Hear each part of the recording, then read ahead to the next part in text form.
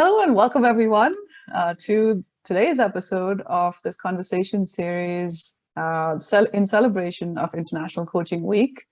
And today I have the honor and pleasure of having the fantastic Anjali Leon with us. Anjali wears several hats and we first met through the Women in Agile community here in the US, and it's been such a pleasure.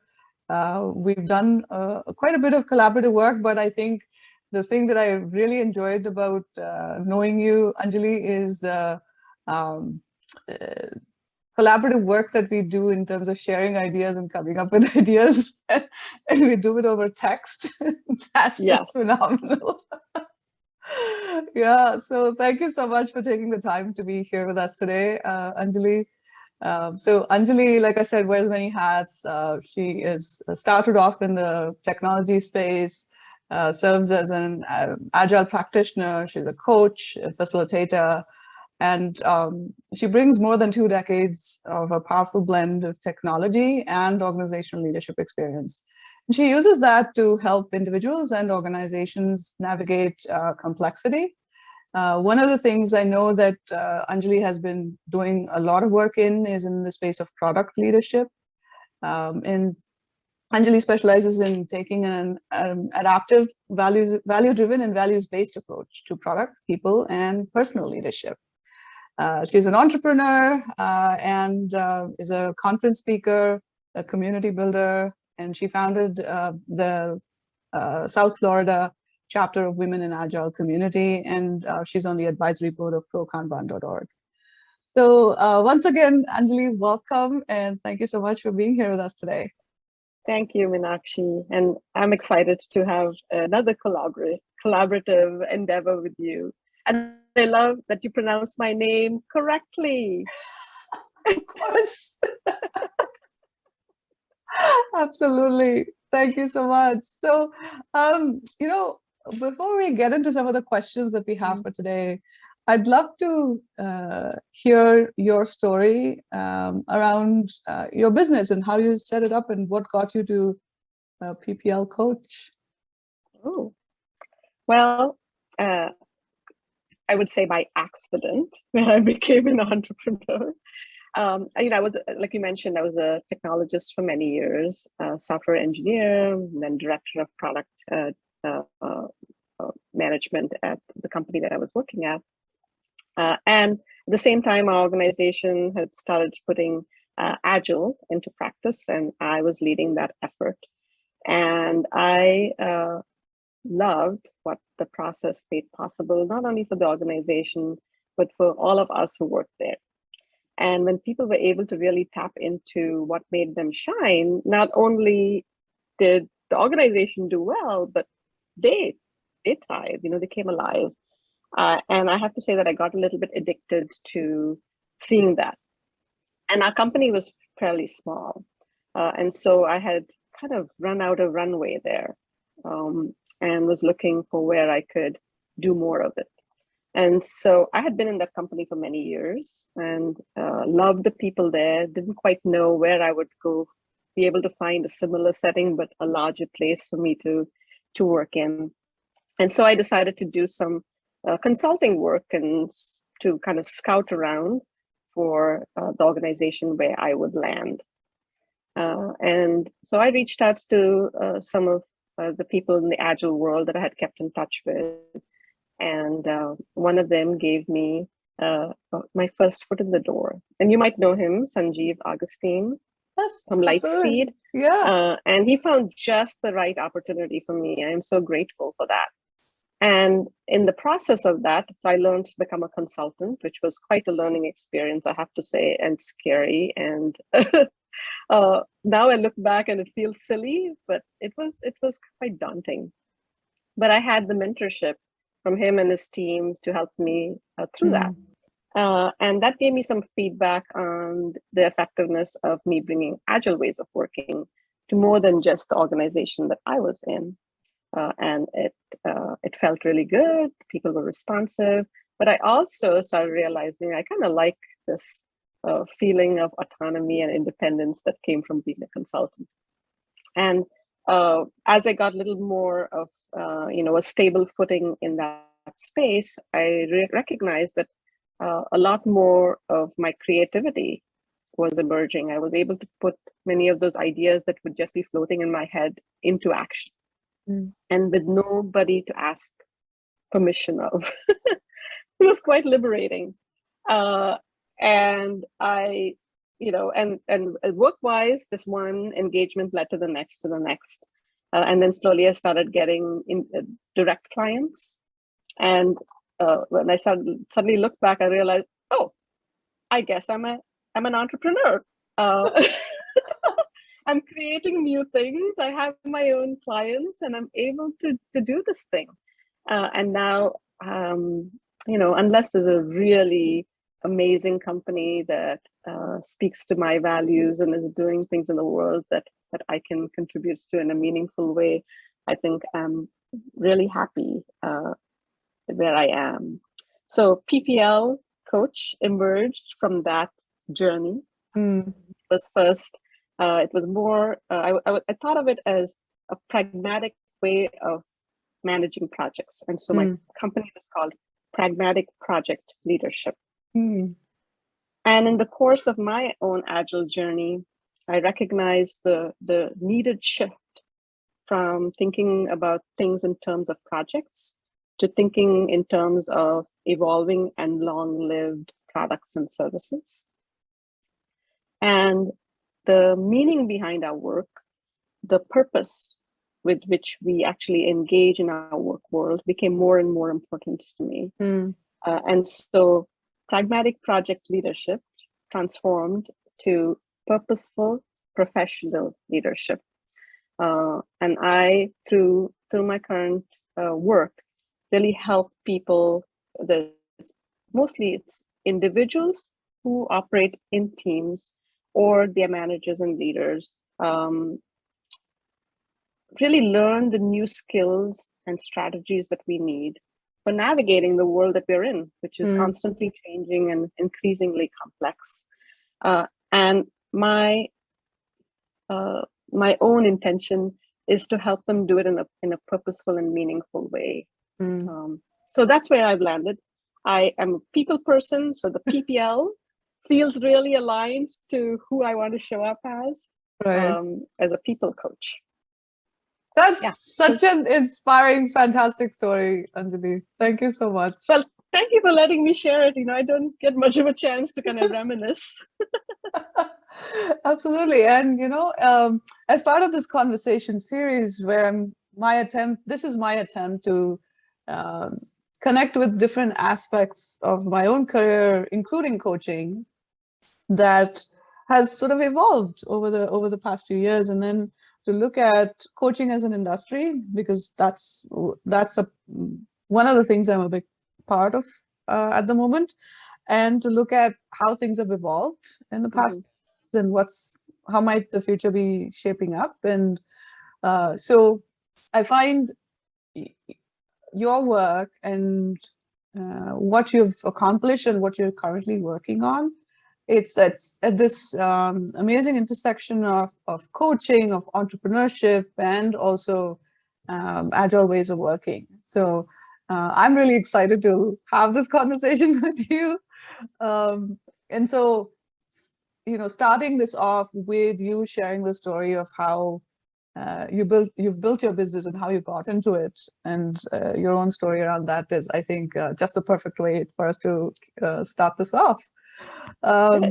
Yeah. So my first question to you is, in your experience, how has Agile coaching really evolved, particularly in the last 4 or 5 years, both in the individual and organizational context? And I know that you have experience in both. Sure. So I'm glad that you said "in my experience," because it's limited. So I'll tell you from my perspective and the perspective of the markets in which I operate. And pre-COVID, a lot of my work was local. So I'm based in South Florida, and so I can tell you a little bit about how that market has evolved. And then since COVID, I've expanded quite a bit. So it's still in the United States, but kind of more of a glimpse of what's happening in the US market. So in general, I would say, from my perspective, the US is a little bit lagging in terms of the whole coaching profession and I would say agile coaching profession compared to Europe and Canada. And I think it may be because of such an individualistic culture that we have here in the US is a little bit in conflict with some of the values that are proposed, that are valued in an agile way of working. So perhaps that is a little bit of a driver for it. But I think in the last 4 or 5 years, the demand for agile coaching in particular has just taken off. It's accelerated in a pretty dramatic way. And I think and that's even here, like I would say 5 years ago, I couldn't find a coaching role in South Florida. I had to go elsewhere. And now you'll see a lot of demand for coaching even in South Florida, including the rest of the country. And I think it's a recognition from our organizations that this adopting these new ways of working and being takes much more than a few hours of training. It's a deliberate, continuous effort of changing hearts and minds. It is, for me, it's been the experience of each individual has to transform to recognize the value of a new way. And it's working with that. There might be some momentum of a bunch of people going through that together, but it is each individual making that shift and developing new habits and unlearning things and relearning. And I think the organizations are recognizing that there's that investment that's needed towards that. And coaching offers what's needed to make that transition. And so I think that's kind of been a bit of a driver there. From an individual perspective, I think there has been a shift in understanding what coaching means. I don't know if you have felt that as well, but previously, I think a lot of people felt like when they were offered coaching, other than when you're an executive, in which case it's a privilege, but anybody else, it was seen as remedial. But I think now people see it as it's empowering. The coaching boosts you, it accelerates your own abilities. You're able to tap into your potential. And so I'm seeing more and more individuals seeking coaching. And in the agile world, there are lots of new roles that have been introduced by these new ways of working. And so for people to gain the confidence and the new skills and capacities, they've been reaching out for coaching as well. And then I think for now, kind of shifting gears and thinking about people like you and me, who like this profession, this knowing that such a thing exists, those of us who are driven by thriving, by helping others thrive, has given us an avenue to have a career that is meaningful to us. So I think there's individuals who share our outlook on life that also have tapped into this space. Yes. So yeah, so I think with all of those factors, it's there's been quite an acceleration in demand for agile coaching and people who are entering the field of agile coaching. It's so beautifully said, and several of the things that you just shared have also emerged as sort of like a theme in my other conversations in this series as well. One of the things, like when you said until a few years ago, coaching at the individual level would be considered remedial, unless at the executive level when it's a privilege. Totally agree with you. Yes. Right? It's like, okay, what's wrong with me? Why am I being sent for coaching? Right? But the shift is now where individuals are seeking out coaching, as it's gaining more acceptance as a tool for professional growth and development. Right? Yeah. The other thing that really stood out for me is how you talked about the difference in how agile ways of working, adoption of agile ways of working between the US and certain other parts of the world, and how the local culture could play a role in that. And that's something that I share that observation with you. And I find that a lot of the agile values and Scrum values, etc., are so, I feel like it sort of requires a collectivist culture is sort of like a prerequisite for that. That's how I feel about it too, especially around values around collaboration and there's a lot of democratization involved in that as well. You know, like I think the way we frame, we say, these are the Scrum values, these are the Agile values. I've come to recognize it with a slight nuance. It's like Agile values these things. So the whole, what it recommends, the strategy, the practices value or give credence to certain things. If you, as an individual or an organization, does not value those things, you will be in conflict with Agile. There will be a clash. And so it doesn't, you know, it's like you have to recognize, do you truly value these things? And if you don't value them, find another way to navigate or do the work, or otherwise you have to have a shift in your belief that this is a better way at the fundamental level.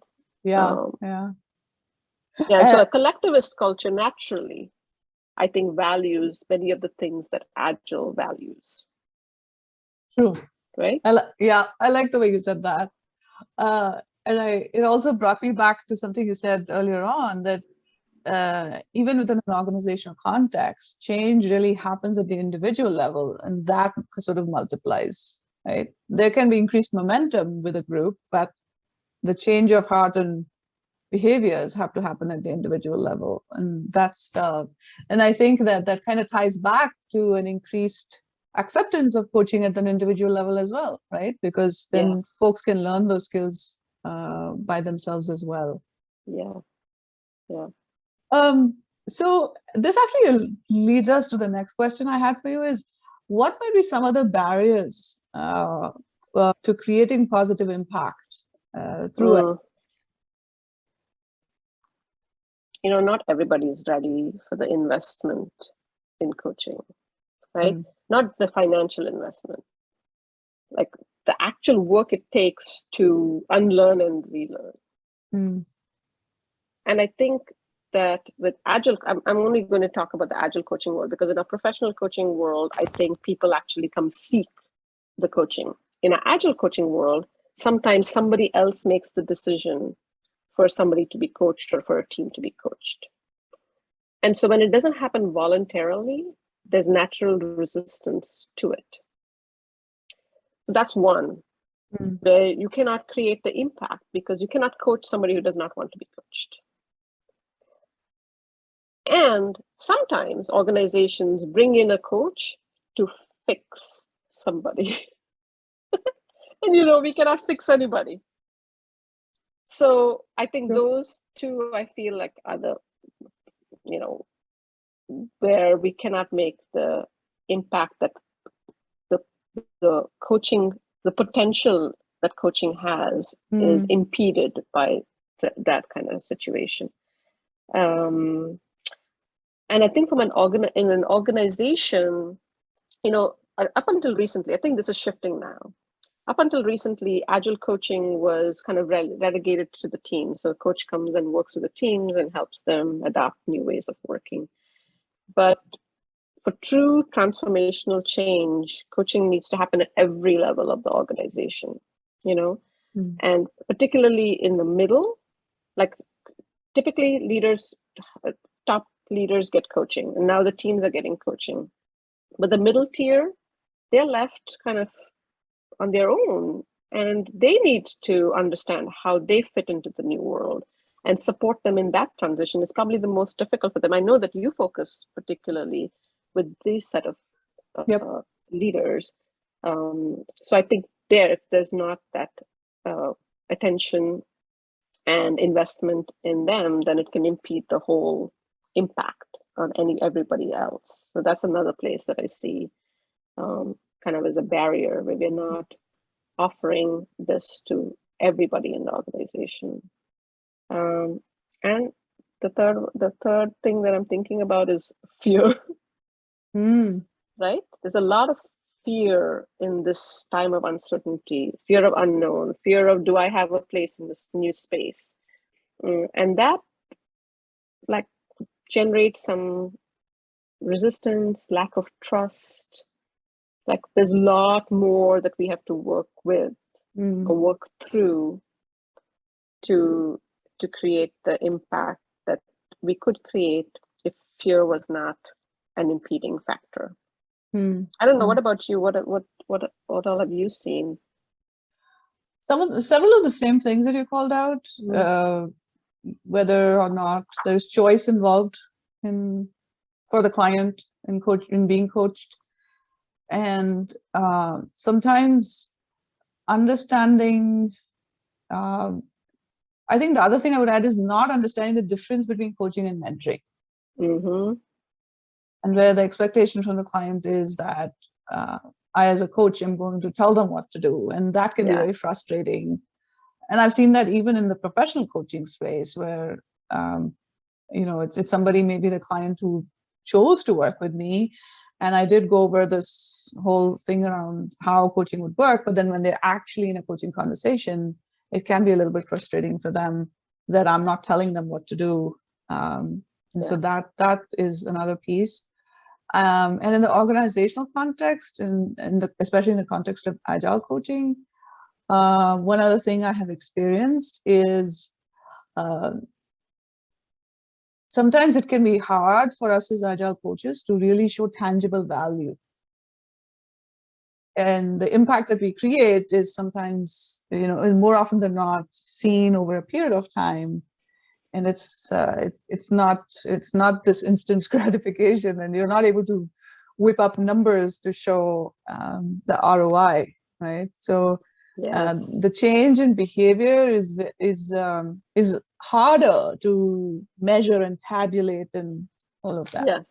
Yeah. And how do you measure when like things are going well? Yes. The problem.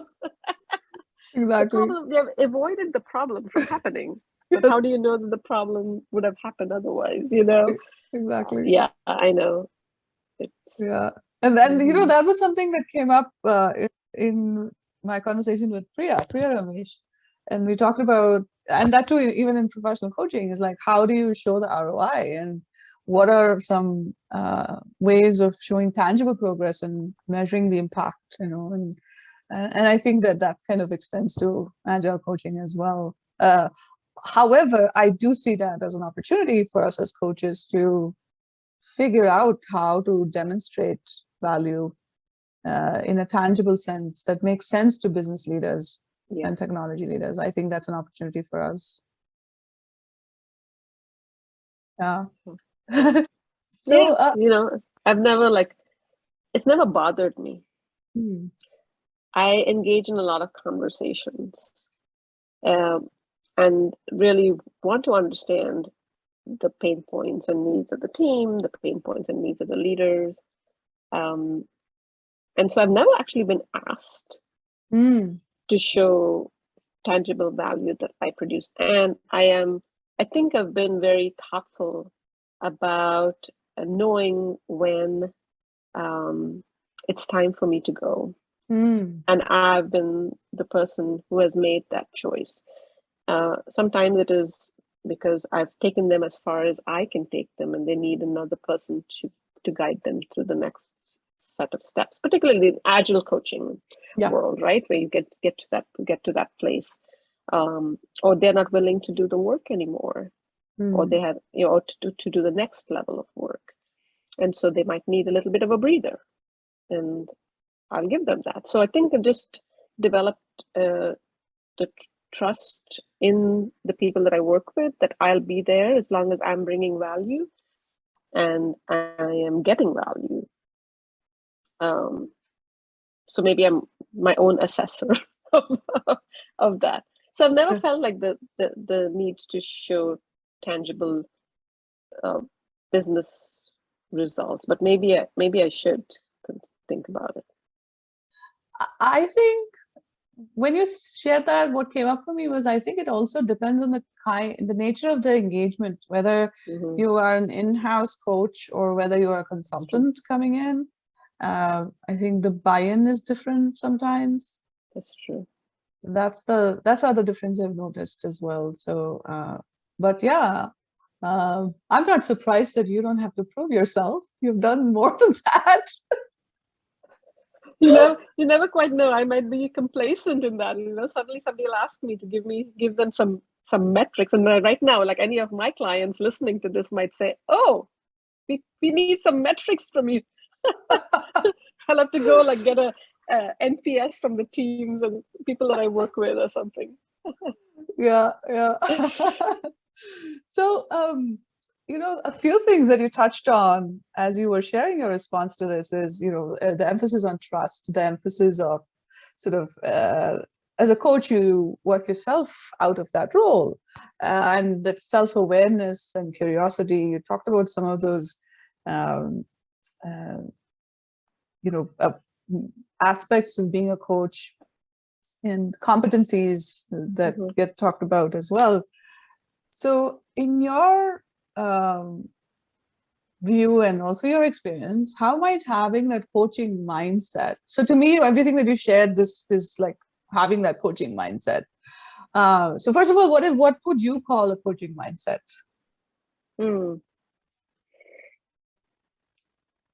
I think coaching mindset is where you believe in the potential of another human being, like complete belief in it.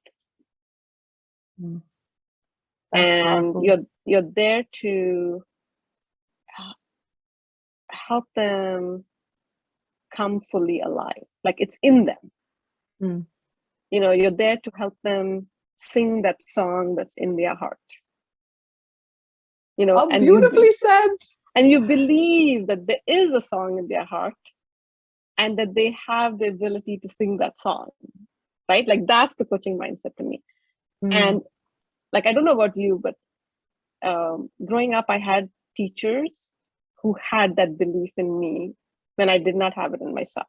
Now I have friends, you are one of them, who sometimes believes in me when I don't believe in myself. That's so powerful, so empowering for the person that you yourself, like, that there's stuff in there. I'm from a proactive coaching tradition. And one of the cornerstones is we believe that people are creative, resourceful, and whole. Yeah. Okay. So if we believe that, and we have, we trust that this person can come fully alive. I mean, I think that's pretty powerful stuff. And yeah, so for me, that's the coaching mindset. And the coaching mindset is I see a lot of parallels with the agile mindset. Because we value listening over speaking. We value questioning over knowing the answers, right? We value, what should I say? I think I had inviting over like pushing and forcing somebody. Yep. We value like resident choice over first choice. Dancing in the moment as opposed to like a preconceived agenda. Yeah. Right? Like, and then, so all these things, like, I see so many parallels to just the agile values and principles. So I think there's a lot of I think it feels in alignment for me working as a coach and in an agile space. You said it so beautifully. I love what you said, and I'm familiar with the coactive concept and the main belief, right? The potential of the other human being, and I love the song analogy that you used. That's just fabulous. So how might, my follow-up question to that is, how having this coaching mindset help leaders support individual and organizational development? So imagine if you want to like let your teams be the best that they could be. The thing that you can do is believe in them, right? I mean, if you don't believe in the people that you hire, let them go, because that's basically what they need from you as a leader. You believing that they can do what you're asking them to do, and you're trusting them to do that, and recognizing that they might need something from you. If you believe that they are creative, resourceful, and whole, and that they'll be able to solve the problem, and then you think about what do they need from me in order to be able to tap into their creativity, resourcefulness, and wholeness, and let me offer them that. So sometimes it might be clarity, sometimes it might be, recognizing that they might have a gap in their knowledge and offering that for them. But just coming from that that frame of mind, I think automatically makes you a different kind of leader. And if you think about that, we were talking about in terms of a coaching mindset and an agile mindset, today leaders are leading their teams through what I call like choppy waters, through a dense fog of uncertainty. That's the world that we live in. And so we need agility, we need agile strategies. And the way you engage with the team, you don't know all the answers. You have to listen to them deeply to understand how to help them with what they need to do next. You have to dance in the moment. Yep. All of that stuff. So if you have developed the skills of coaching, now you have like the best tool in your toolkit, I believe, to lead your teams through the age that we are in, which is so fast changing. And I know that you have experienced this as well. I don't know whether we think about it from an agile mindset perspective, but to achieve the agile mindset, we have gone through some training and some deep internal work, self-reflection, self-awareness. And that process of us getting to be agile coaches, I think was, at least for me, a huge boost in my own self-knowledge, right? My own leadership, my own ability to lead myself.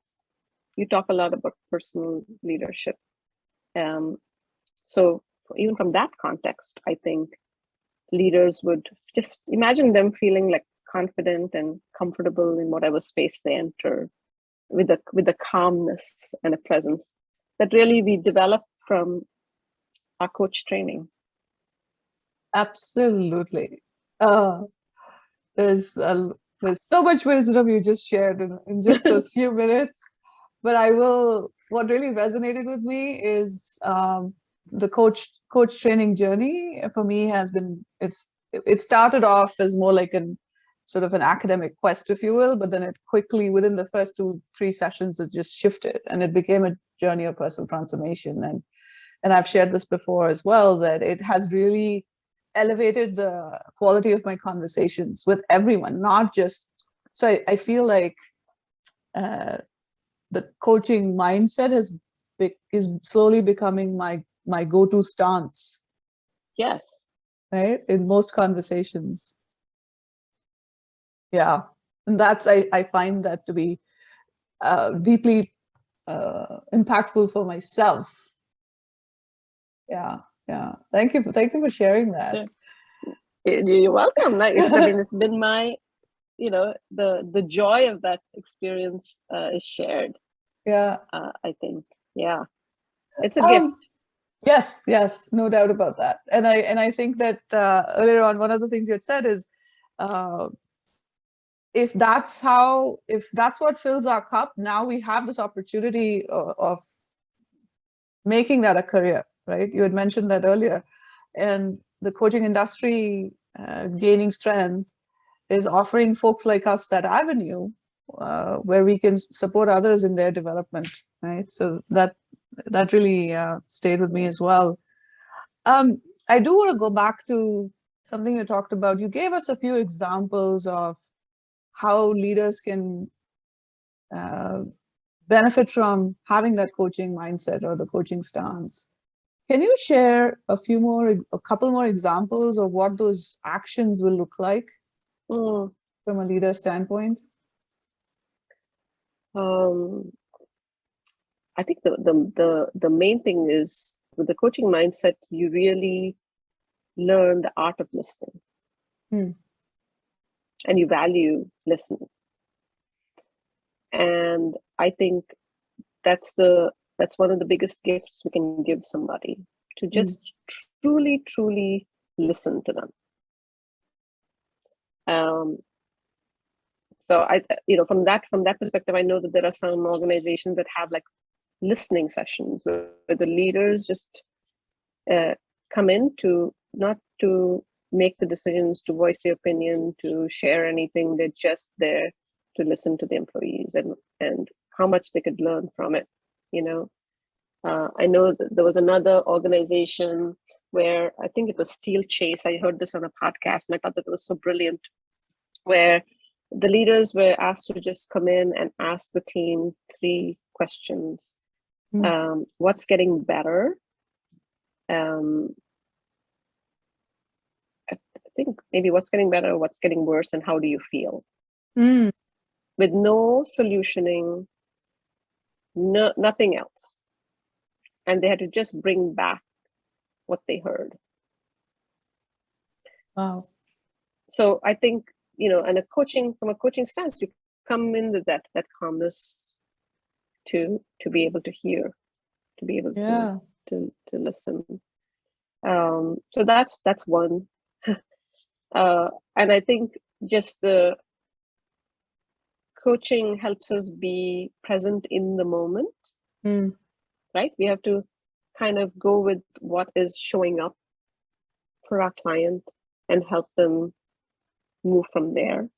And I think so just keeping that in mind, I think today's world of so much churn, we're constantly navigating so much change and uncertainty. And it's probably, for leaders, that probably is not a comfortable place to be. And so I think taking a coaching mindset and recognizing that the value of just that dancing in the moment and learning how to do that with like calm, would probably be incredibly empowering even for the leader. And imagine a calm leader in a group. I don't know if you've ever been in a place where there's a person who enters a space and their presence allows everybody to settle. And if you are a leader who has that ability, imagine, because we're much more creative when we are calm, when we don't have anxiety, right? When we are like, we think of new ideas, we're much more pleasant to other people. So just that approaching a situation with that coaching mindset and having had developed that skill for dancing in the moment can create calm. I think all of these are pretty powerful things. And I just wanted to, like, something else came up in that when you believe in another person, which is the primary thing that I think you resonate with that, the belief in the potential of another person, that is, I think, so empowering for the other person. So when we think about engagement, employee engagement, that so many people are struggling with right now in retaining talent. Yeah. And so many people say that people don't leave companies that leave their manager, bosses, their boss. Okay. Right? But would you ever leave a boss that believes in you? If you leave a boss who believes in you, that boss is probably telling you to go and spread your wings with full endorsement. Right? So again, another thing about the coaching stance, that if you want to keep your people or feel totally fine with letting them fly, a coaching mindset will probably do that for you. Yeah. That was a lot of thought-provoking conversation. Good. Yeah, thank you. And what emerged for me was that the three questions that you shared. You relate what you'd heard on a podcast. What's getting better and what's getting worse, and how do you feel? Leaders going in with just those questions, with the intent to listen, not to reply or solution. That is, and I would say, but eventually taking some action on that, but not in the moment, right? That's exactly right. That's so. Otherwise, yeah. And the listening, just having listening sessions. So the pieces from coaching that really stood out, as you shared, were curiosity, presence, and listening. From a competency framework standpoint as well, those are some of the key ones that we focus on. Yeah. And actually, I was going to ask you about the impact of agile coaching on employee and experience and engagement, and you already answered that. What else might be there that agile coaching could help with in strengthening employee experience? And the employee experience, you've read Dan Pink's book, Daniel Pink, Drive, where he talks about our motivators being autonomy, mastery, and purpose. And I think with agile coaching and the coaching element of it in particular, I think it helps people build like a lot of self-awareness where they can they can connect more deeply to the meaning behind their work. They get the courage to and confidence to like try new things. They want to learn. You're kind of evoking that continuous improvement mindset in them. So I think we're tapping into those primary motivational drivers of people, right? Autonomy, mastery, and purpose, quite thoughtfully through agile coaching. So I think when people are able to kind of tap into that, it can, it naturally evokes motivation and engagement. But the companies better evolve and change their environments to match that. Because I've also seen where when team members or people can really tap into these motivators and they recognize that the environment is one that supports that. So I can see the opposite effect happening too. If the organization and the environment does not change, it can lead to disengagement and probably exit from the organization. Yeah, very true, very true. Coaching is a powerful experience.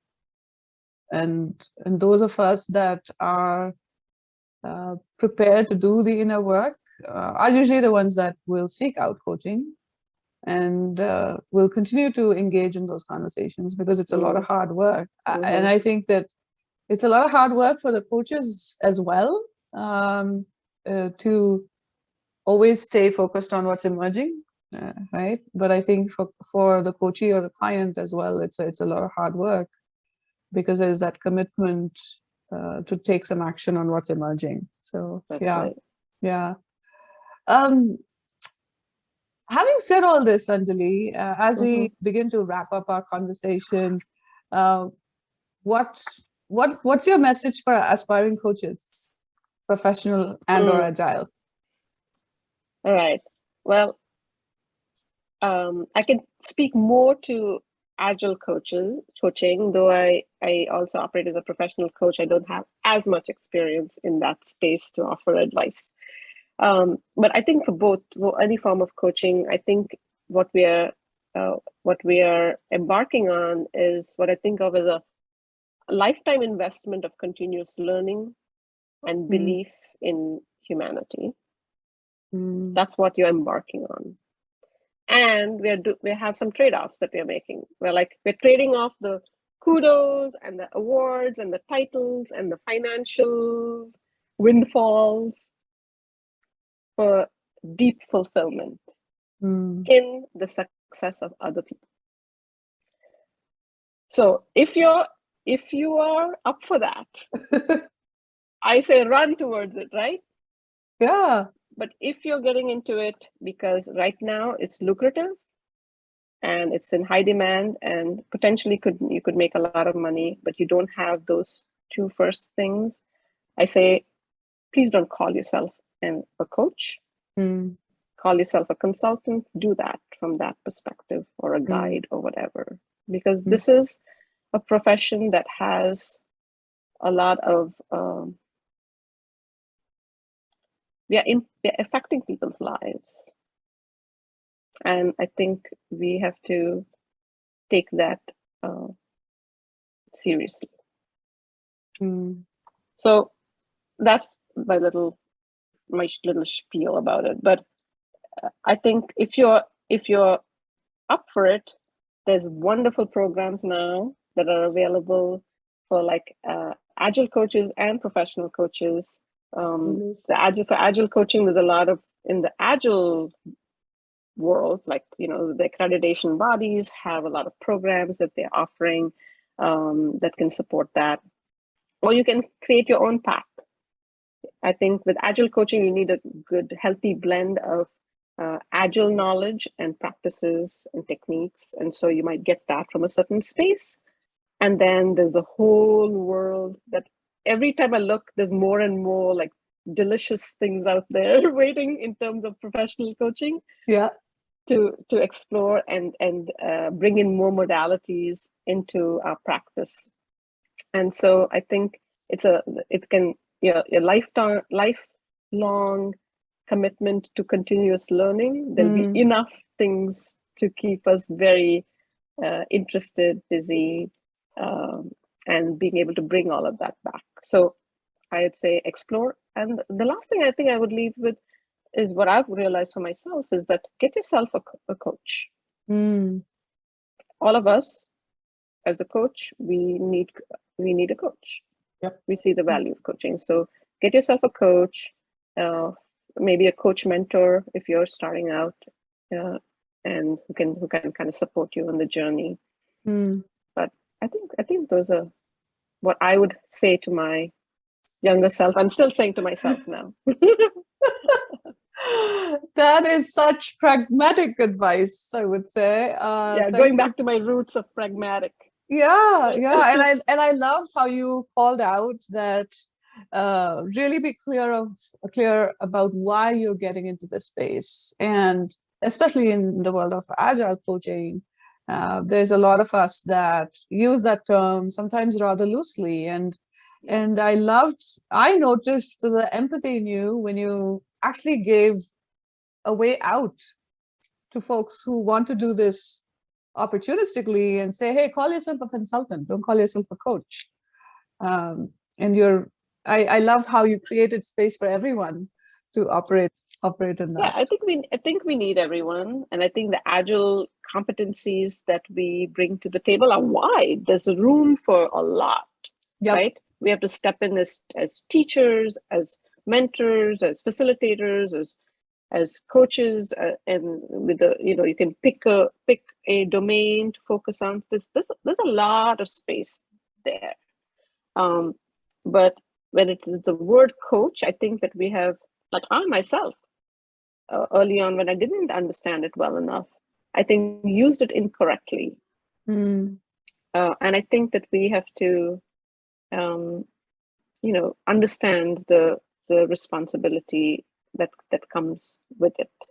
But having said that, I think an agile coach is not only a professional coach. I feel like it's a healthy blend of like a sports coach and a professional coach, like melded into one, because there's an element of performance and delivery and execution that's connected with it. So I think it's a healthy blend of both. But the stance that we take is the one that we talked about today, where you have a true belief in the potential of the other human being that you're working with. Absolutely, right? Absolutely. That was just lovely, Anjali. I so enjoyed this conversation. Yeah, too. me Thank too. you.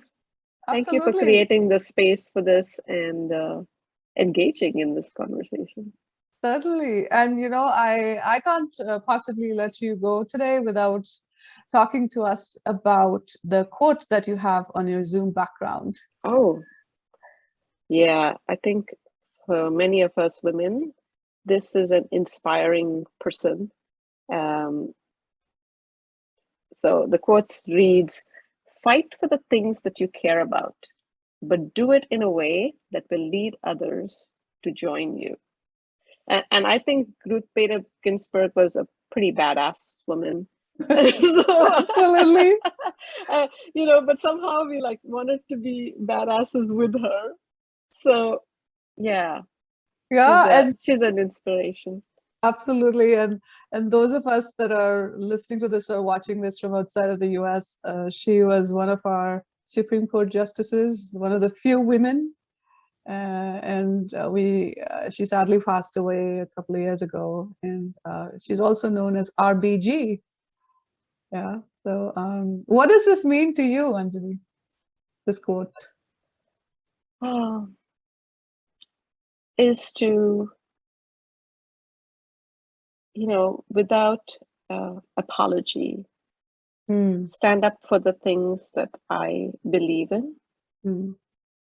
I have to have these quotes up there because I don't often follow what I want to do or my aspiration is. So these kind of remind me to say, hey, what do I stand for? What do I care about? How am I fighting for those things? And in a way that doesn't leave others behind. There's always a room for people to join in that effort. So it's never an other for me. And I want to be very thoughtful about, of course, there won't be everybody who joins, and that's okay. But my words and my actions will not be excluding people. So I want, as we move forward, even with, agile ways of working, new ways of working, tapping into our potential, one of the things that I am very thoughtful about is helping people see themselves in the future that we're going towards. So true. So right? true. Every single person. Even roles might change, but you still matter. You're still important. Your role might need to be different. You might need to develop some new skills to be able to operate in this new world, but you are still relevant and needed. Yeah. Every single person, middle managers, some people have this thing with project managers, no. Every single one of them is absolutely needed to show up fully in a new way of being or working. And what is that? What does that look like for you? So I want to be able to bring forth new things in a way that others will want to be there too. How beautifully said. Thank you. So, that was a lovely note to wrap up our conversation on. Thank you so much, Anjali. And thank you for being a part of this conversation series, and look forward to doing more collaborative work with you. Thank you so much. That sounds wonderful. Thank you, Meenakshi. Absolutely. Take care. Yeah, you too.